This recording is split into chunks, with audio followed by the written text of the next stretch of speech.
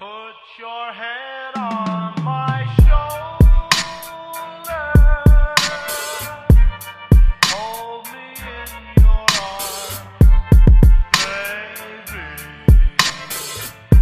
squeeze me oh so tight, show me that you love me too. Put your lips.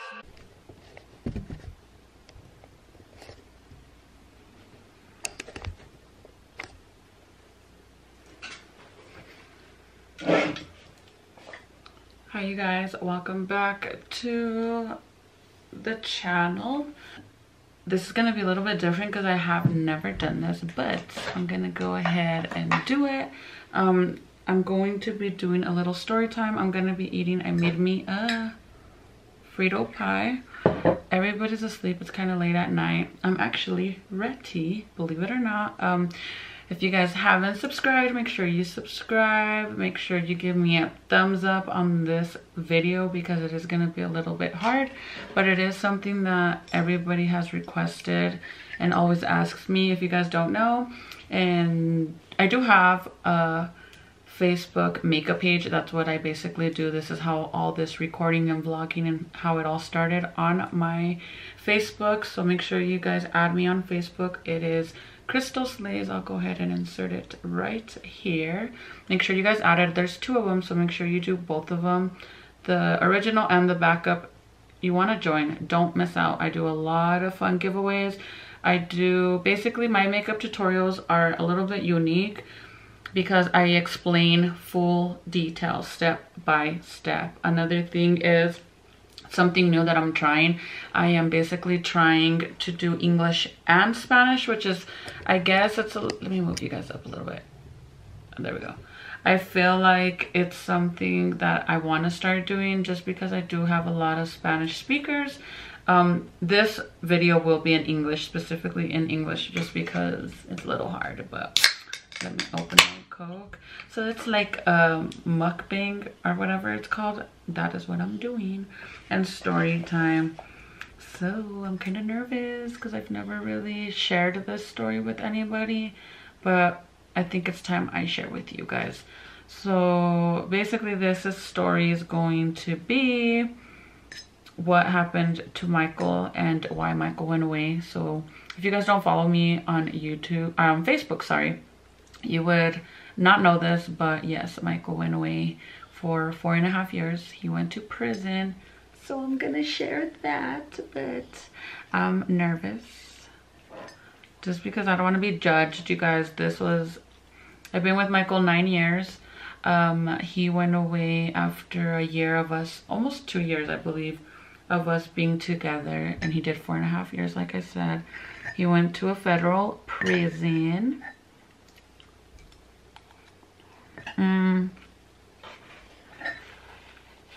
This happened, I believe it was in 2011. I met Michael May 2011 and he got in trouble in August of 2011, and then he was on pre-trial for that whole year. So what did Michael do? That is the question everybody wants to know. Why did Michael go away? Obviously it's nothing to be proud of or to brag, but you know what? We're all young and dumb. But men, you know what they say. They're young, dumb, and full of cum. That's the saying. But yes.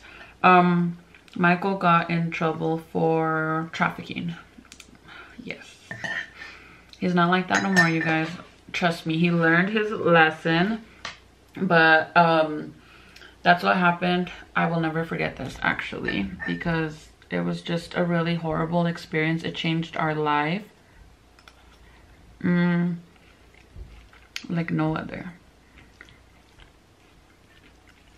I don't know, how do people do these mukbang things, eat and talk? It's so hard. I like to like stuff my face and do what I gotta do. So I don't know how I'm gonna do this because I'm hungry. But in August, I'll never forget this, you guys. I had just started dating Michael, but we weren't dating.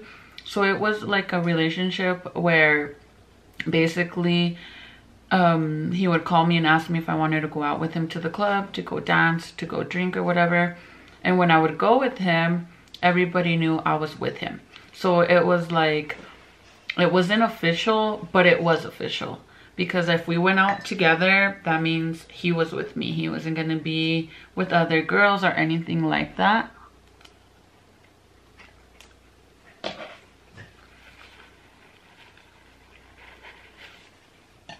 Michael sure was something special, to be honest with you. I've been in 2 previous relationships.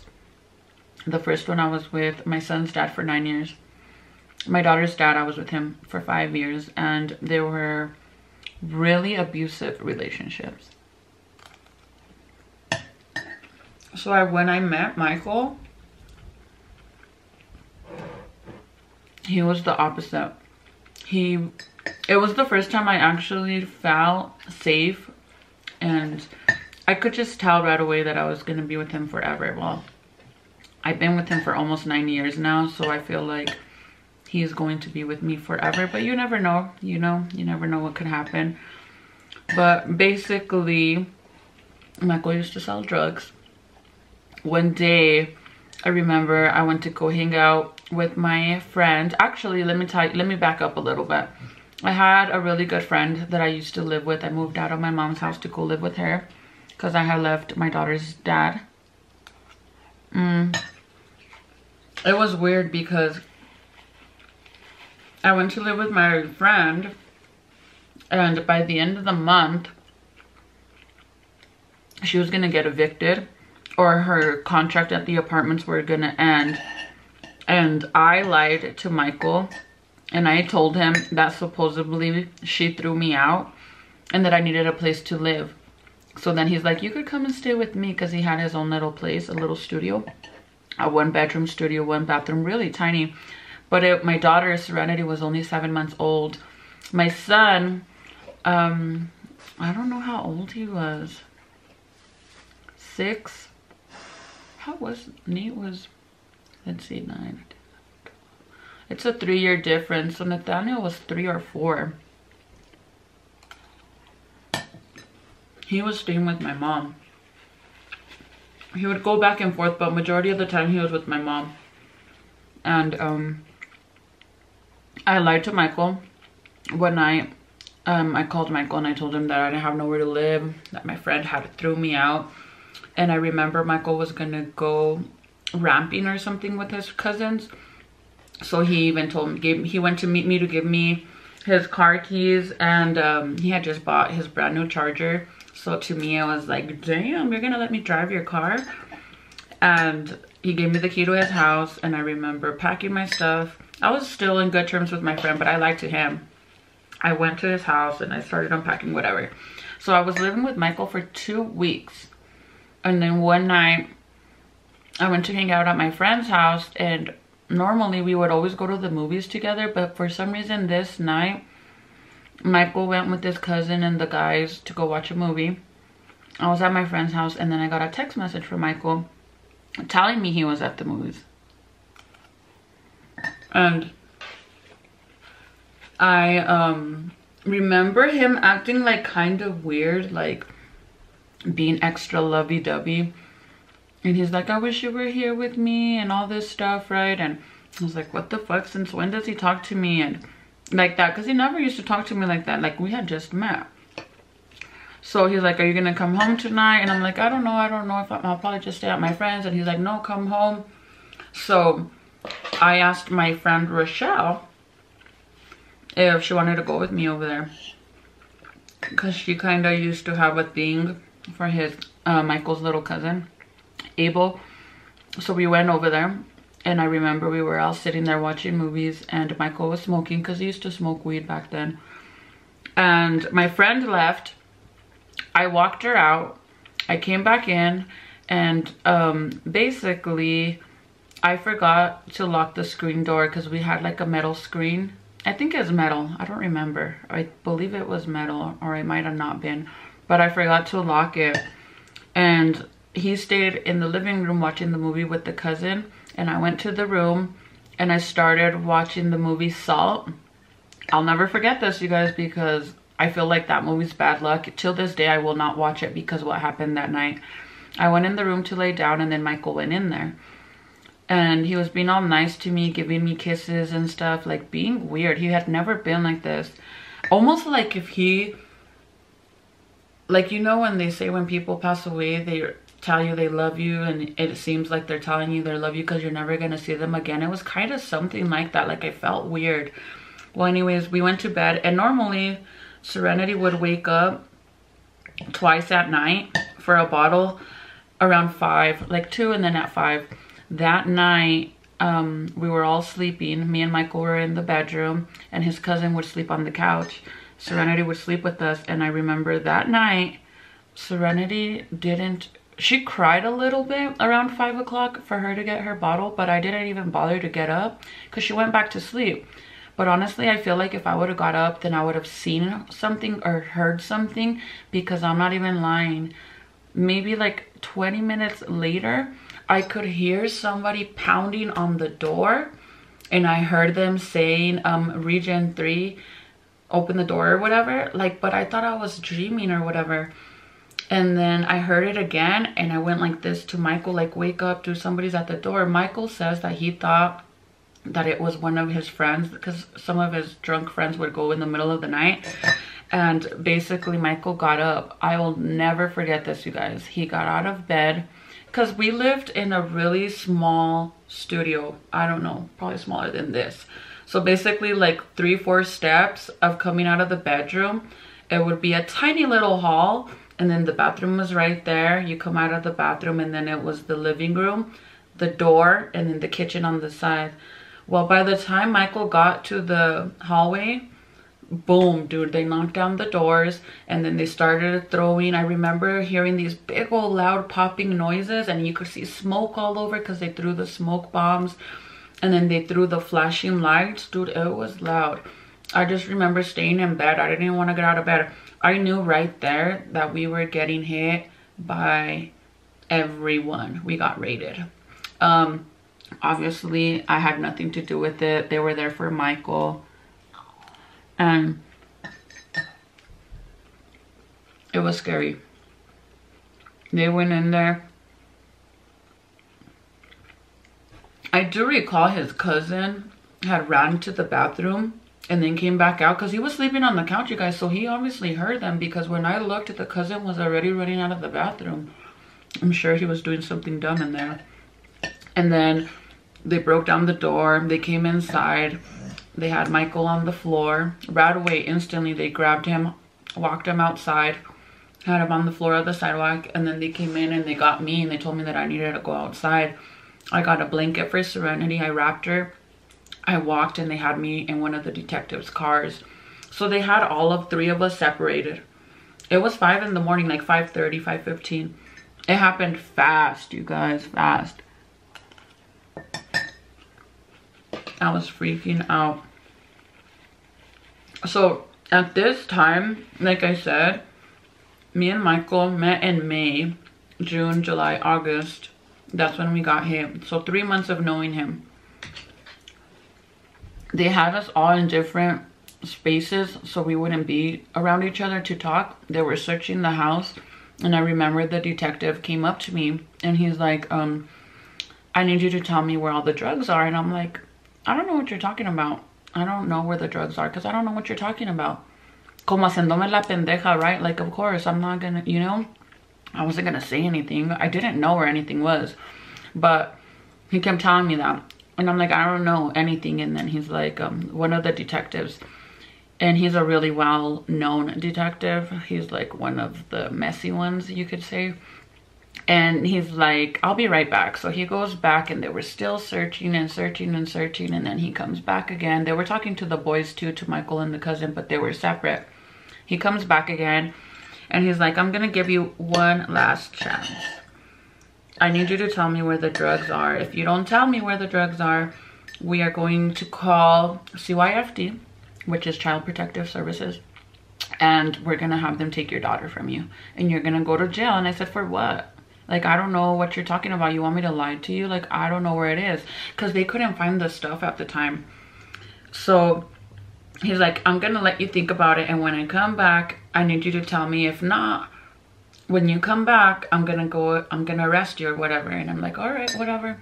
He left, still couldn't find it. Then he comes back and he's like, what do you want to do? Because he had said I could call my mom to pick up my daughter because they were gonna arrest me. And he came back and he's also, what do you want to do? And I'm like, can I use the phone? And he's like, for what? I said, so I could call my mom to come pick up my daughter since you're gonna arrest me because I don't know where the drugs are. And he's like, we know that you're the cook. We know that you cook the stuff, all this stuff, dude.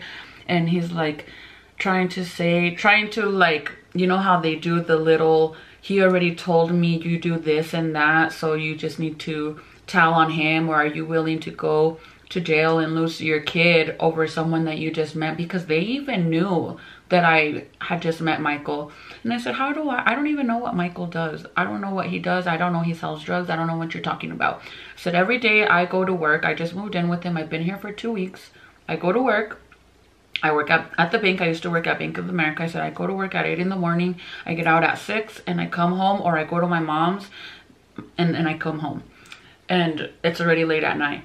And he's like, oh yeah, we know that. We've been following you guys for a while. And he's like, I know that you go to work at 8 o'clock. And I know that Michael goes and takes you a breakfast burrito every morning around 9 o'clock, 10 o'clock. Which was true, dude. So they were watching us for a while. I had no clue. So like, I'm like, I don't know what you're talking about. I don't know any of that.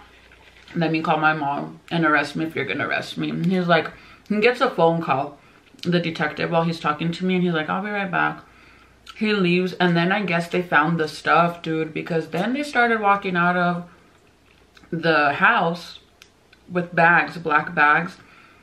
So I told the lady comes outside, another lady cop, and I told them if I could go and inside to get a bottle for Serenity and all her stuff, because I wanted to see what they were doing. They still had Michael outside on the sidewalk. So I went inside, and they had, you know, the little cones, the little yellow ones that have numbers, like I guess where they take pictures of evidence. They had them all over the house. I'm not lying. They were all over. They had baggies, they had Michael's gun, money, and they had the little cones everywhere. I went in there, I grabbed my purse and everything, and I went back to sit outside. I stayed outside forever. Finally, they arrested Michael and the cousin, and they actually allowed the cousin to give me all his cash he had on him so they could bond him out because he had a warrant, and they took them. They let me go because I had nothing to do with it. Michael took the blame for everything. He took responsibility because obviously I had nothing to do with it. He went, they took him to jail. By then it was 7 o'clock in the morning. I left, well, before I left, the detective searched my car to make sure I didn't have anything, which I didn't. I put my daughter in the car seat. I left and I went straight to Michael's cousin to tell him what was going on, because I'm like, fuck, dude, I had never experienced this in my life. Never, like, honestly, never did it cross my mind that Michael was gonna go to prison for such a long time. Never. Like, with my son's dad, my oldest son, he was always on probation, so he would always go to jail in and out because he is an alcoholic. So he would always be giving them dirty UAs from drinking and doing other drugs. So I never thought he was gonna go away for a long time. But no, dude, never did I expect that this was gonna change the rest of my life. Michael went away to jail. I couldn't find him. I didn't know where he was. I called his dad to tell him what was going on. I went to the cousins to let him what was going on, and that's when I knew right there and then that his cousins were just in it for themselves. Instead of them, like, I went to them to see if we should get an attorney. What should we do? We need to get money together. We need to get him out. And to them it was like, well, who owes him money? We need to collect it and to keep the money, because just a big old mess. So I knew right there, dude, that it was like his family was really, you know what they say, when bad things happen is when you see who's really there for you. And right there I knew they weren't there for him. Michael ended up staying in jail for a while. That day I hadn't, at 7, in the morning when I left, I didn't talk to Michael in all day. I couldn't find him anywhere. He wasn't booked or anything like that. I don't know if they were, where they even had him or anything like that. I was like freaking out. Finally, later on in the day, towards the end at the night, Michael called me and told me he was being transported to Estancia. And I think it was Estancia. I don't even remember anymore, you guys. It's been such a long time. And I was like, well, what's gonna happen? And he's like, I'm gonna be here for a while. I'll get a bond and I'll probably get out. That's what we thought, you guys. We never thought it was gonna be this bad. Well, afterwards, we found out that it was gonna become FBI case. It was gonna be a federal case because I guess when you get in trouble and you have drugs, money, and a gun, whenever you have a gun, it automatically becomes a federal case. When it becomes a federal case, no matter what, you're always gonna do time. So I still couldn't believe it. Like, I still didn't think it was possible for him to do time, because honestly, this was the first offense on Michael's record. Obviously, he had petty records when he was younger than 18. So this was his first time getting in trouble as an adult. And fuck no. Sorry, excuse my language. I'll cut that out. But no, that didn't happen. He got in a lot of trouble. His dad got him a really expensive, good lawyer. He stayed in this jail for a while, and then finally he went to court. They gave him a bond to get released, but he had to be on house arrest. So he got out of jail. They put him the bracelet. We went to go pick him up. I was so happy, dude, that he got out. I was so excited. And still, it wasn't official, you guys. When I used to get phone calls from him when he was in jail, because he stayed in there for like a month or two, he would call me when he was in jail. And honestly, I was like, well, are we in a relationship or not? Because I stayed in that apartment. I was scared to sleep in that apartment. The door was broken because they knocked it down. The floor was burnt because they threw those smoke bombs, and me and my daughter would still stay there, but I would always have my friends go stay with me, because at the time I had tons and tons of friends, right? And I would be scared to sleep by myself, and they would stay there. And it just became really dark, you guys. Like, I was so depressed and stuff. And then he finally got out. He was on pre-trial for a year, so he stayed on house arrest for a year. And then finally we went to court. His attorney told us straight up that he was gonna do time, but I still couldn't believe it. We went to court, and basically he had to turn himself in, and then we were gonna find out how much time he was gonna do. When we went to court, and basically they told us that he was gonna do 5 years, and I don't remember how many months. And it didn't even hit me. I couldn't even believe it, you guys. I was like, I didn't think 5 years at all. I thought it was like a few months, and they're like, I think it was 64 months or something like that. And I couldn't believe it. I was like, no, I couldn't. I thought months, like months. I never expected years. I don't know why at the time I didn't think it meant years, but obviously months, 64 months is a few years. And that's when my life changed. I got so depressed. When he got sentenced, I was so hurt with life. When he went and turned himself in, his dad took me and him. We drove up there, and we were sitting on this side of the courthouse, and then they call his name, and right there, that's it. After that, I didn't see him till he went to Las Cruces in El Paso. It's in between Las Cruces and El Paso, so he stayed in Anthony, Texas. That's where he was gonna do his time, and our life changed from there. In a federal prison, you guys, you only get 300 minutes a month. So you don't get a calling call. You don't put money on the phone for him to call you. You basically get 300 minutes a month, and you gotta figure out how to make them stretch. Sorry, you guys, the camera turns off every so often. I don't know why it does that. I don't even know how to work it quite yet, but yes, we would get 15-minute calls every day for the first 2 years. I used to drive all the way to El Paso every other weekend to spend time with him, because I forgot to include this in the story.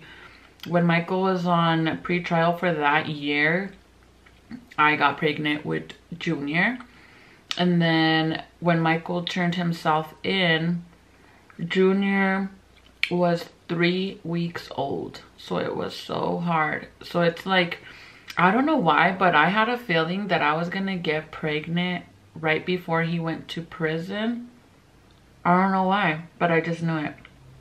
Michael says I trapped him. I never trapped him. I wasn't on birth control. He knew that. That's on him. But anyways, we had my special baby. I called Junior my special baby because he was born with a cleft palate and he got surgery when he was really little. I went through all of that by myself while Michael was in prison. It was really hard, you guys, and really expensive. When Michael went away, I got really bad and depressed. And what do you do when you're depressed? You want to numb it. You want to numb your feelings. You want time to fly by. Like, you imagine going and dropping off your baby daddy to go to prison for over 5 years, and you just had a baby. The baby's only 3 weeks old. He was in house arrest. We couldn't do anything. We couldn't go anywhere.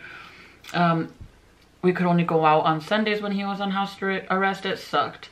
Right before Michael went to prison, I started doing pills, narco pills. I used to do a lot of pills, and then when he went away, I got worse. So I used to do around 17 to 20 pills a day. So I was always happy and numbing it. So time for me flew like that, and I used to hustle. I started doing my own thing. I started selling drugs as well. Nothing that I'm proud of, you guys. Like I said, our life has changed a lot. So I used to hustle so that way I could go see Michael every other weekend because it was so expensive. So the only good thing about federal prison is when you go for a visit, it's a 8-hour visit, but it's hard with the baby. Junior is, like I tell you ladies on Facebook, he's my prison baby. He learned how to sit up in prison. He learned how to crawl in prison. He learned how to walk in prison. He learned how to do the potty in prison. He learned how to talk in prison. He took his everything in prison because we used to go every other weekend. Unfortunately, after 2 years or less than 2 years of Michael being there, Michael got really sick.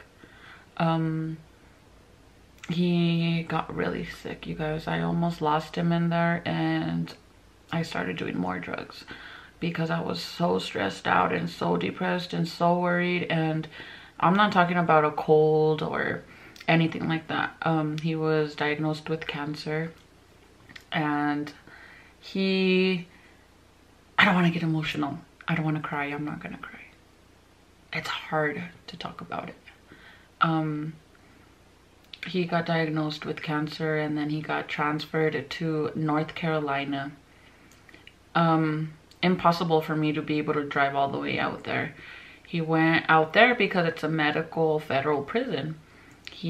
Of course, they're not going to let him out of prison just because of that. You know how they are. They could care less. They just want you to do your time.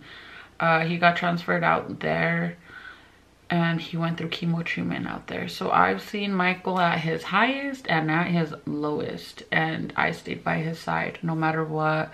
I love him so much. I'm so thankful that he's still here.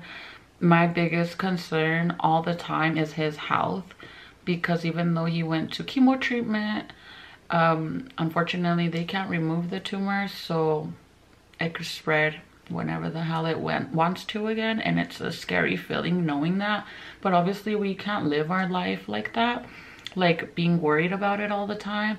He tells me that all the time, and I think he just doesn't want me to worry, but I worry a lot.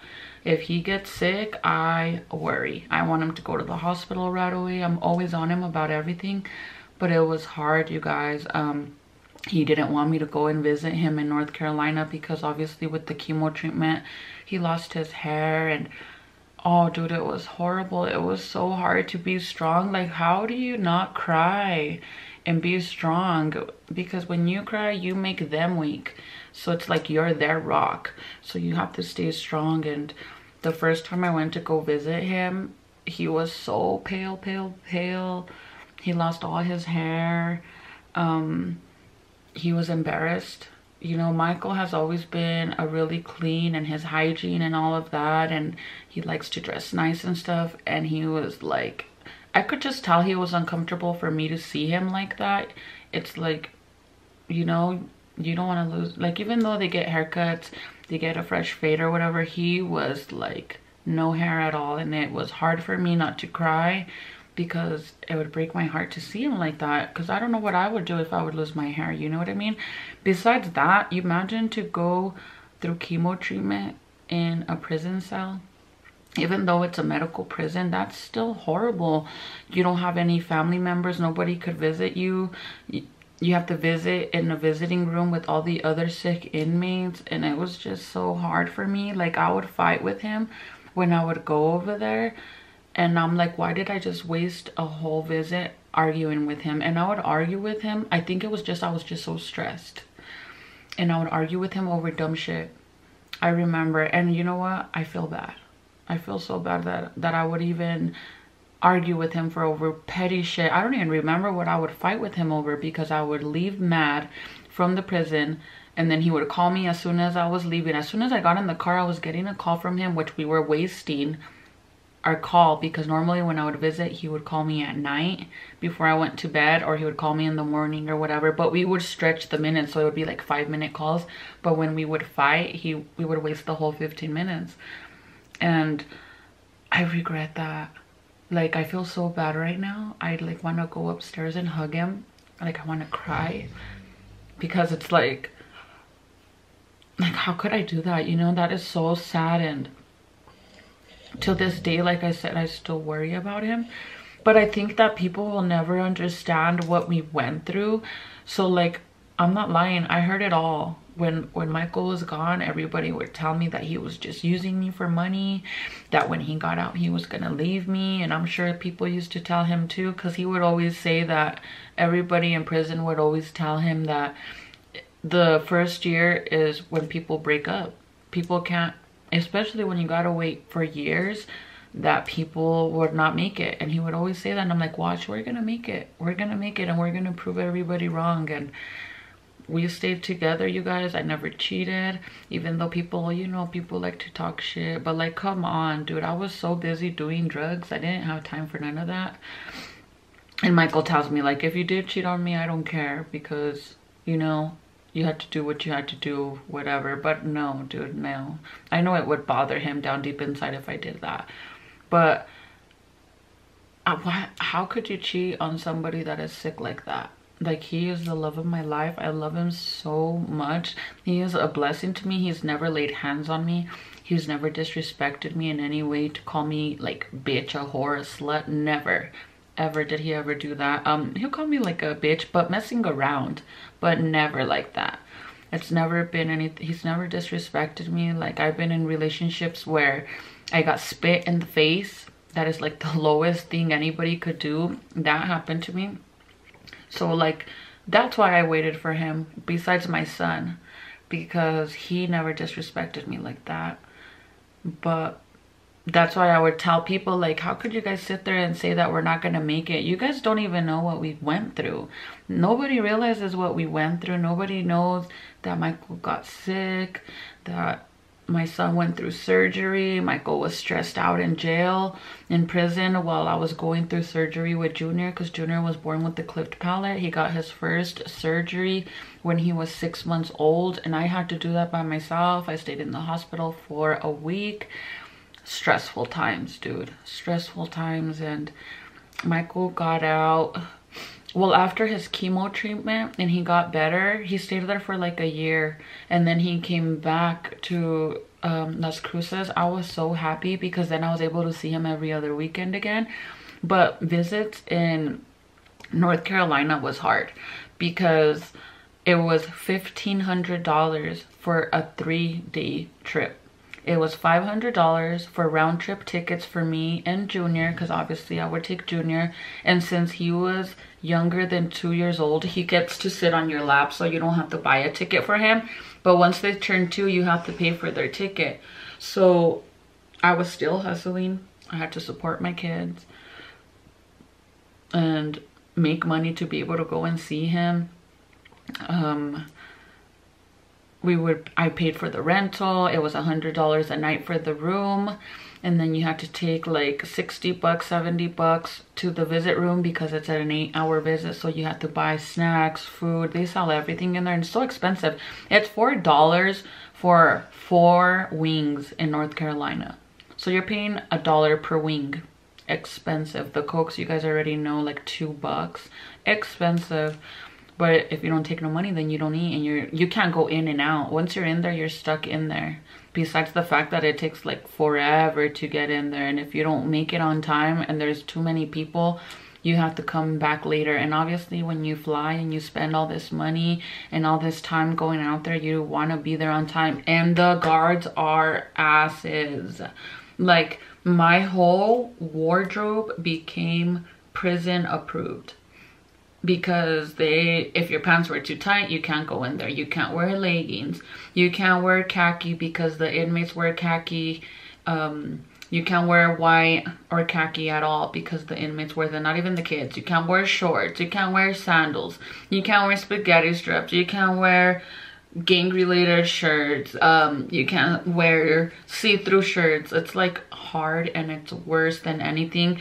The baby formula, whenever I would go in there, I had to have empty bottles. All the formula cans had to be brand new, unopened, or I would have to get the pre-made ones that already come mixed and sealed. I had to have a clear purse or a bag to put diapers, a blanket, bottle, and snacks for the baby. Everything had to be brand new, and that's it. You can't take anything else.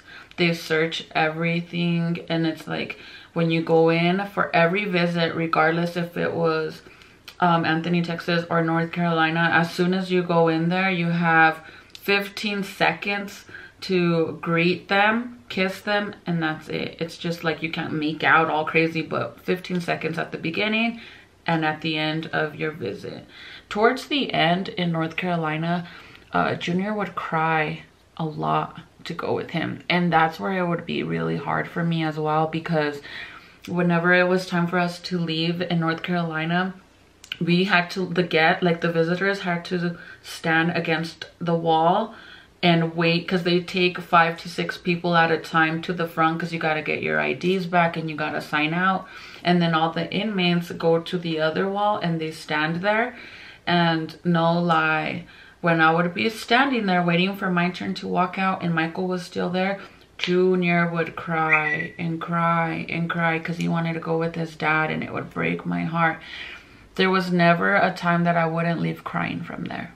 It was horrible. I would cry so much. It would break my heart because my son wanted to go with his dad. And think about it. The only thing that you have standing between you and the love of your life is a wall.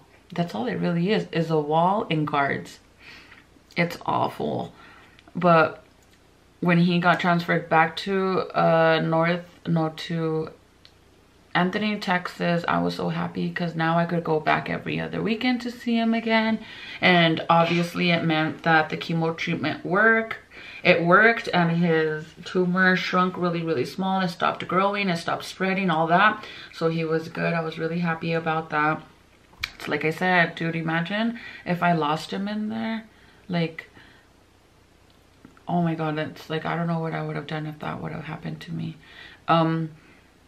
Towards the end, when Michael was almost gonna come home, I got so nervous, dude, because it's like, it's been so many years, and if you think about it, we were only in a relationship for 1.5 years before he went away. So it's like we started all over again, our whole relationship. And when he got out, oh my God, it was hard. There was a lot of times where I thought that me and him were not gonna make it. Honestly, like, I'm not even gonna lie, we used to fight for over dumb shit, and it was always about money, because Michael didn't have a job, I was struggling, I stopped doing drugs, I stopped selling drugs, I stopped everything before Michael got home. I actually bought a mobile home for me and him. Thankfully my mom helped me with that, for him to be able to parole out. I bought a house, a mobile home, And when he got out, it was hard. He ended up getting 2 jobs and we would fight for dumb shit. Michael was not used to being around all the kids, because now it was 3 kids, and then his son would come and visit us on the weekends, and he wasn't used to that. And then besides that, when he, you know, for being locked up for such a long time, it's hard to adjust to the real world. You know, they're like in a box when they're in prison, and then when they get out, it's weird. Till this day, when we go eat at a restaurant, everybody knows, including the kids, that we stand in front of the table to see where Michael wants to sit, because to them, they always, first, I don't know why, Michael will have to explain this to you guys, but they always have to have their back facing a certain way.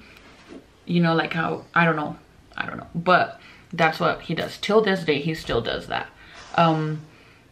Whenever we go eat, everybody knows you don't sit down until Michael figures out where he wants to sit.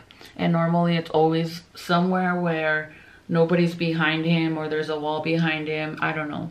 Security reasons, I guess. I don't know. It was really hard. But Michael is a convicted felon. But I do want you guys to know, even though he's a convicted felon, that doesn't mean shit. Unfortunately, the system tries to set everything up for you to fail when you get out of prison. Michael has never well, he's on parole for 5 years, you guys. He got out in 4.5 years because he got his good time. So he got to leave early. Not too early, but a few months early. He is a convicted felon. He has to be on parole for 5 years. Hopefully soon, any month now, he should be getting off his parole. He never gave him a dirty UA. He did all his counseling. He complied with everything. He had 2 jobs, and now, thank God, he started working for the county as a convicted felon. So that's why I'm telling you guys, anything is possible. You just got to put your mind to it. Michael got his CDL driver's license, like his driving license, class A and B. That man is smart.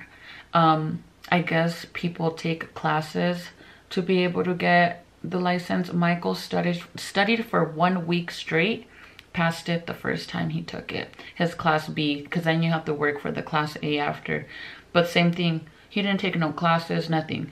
He would sit on his phone, study, take the test, and boom, he got it. Now he has an amazing job. The first year was rough, like I said, but now we bought a house, so things are looking good for us. But before all that happened, like I said, with the arguing and stuff, I feel like Jaden was a blessing, because if it weren't for Jaden, I don't think we would have made it, because we used to fight a lot over dumb shit, dude. It was always about money, and you're not clean, and you're not helping, and you're slacking, and I do everything. But I found out I was pregnant with Jaden when I was gonna be almost 4 months. I was 3.5 months, almost 4 months. I never bothered to go get checked or anything like that until one day I woke up and I had, you know when you get that warm throw up that comes up and then it goes back down? Right there, dude. I knew I was pregnant. I went to the doctors, I took a test, I was pregnant. I couldn't freaking believe it. But I hope you guys enjoyed this video. I don't know what else to say. There's other stories, a lot of other stories that I could share with you guys, but this one was really highly requested. Next video. Bye, guys.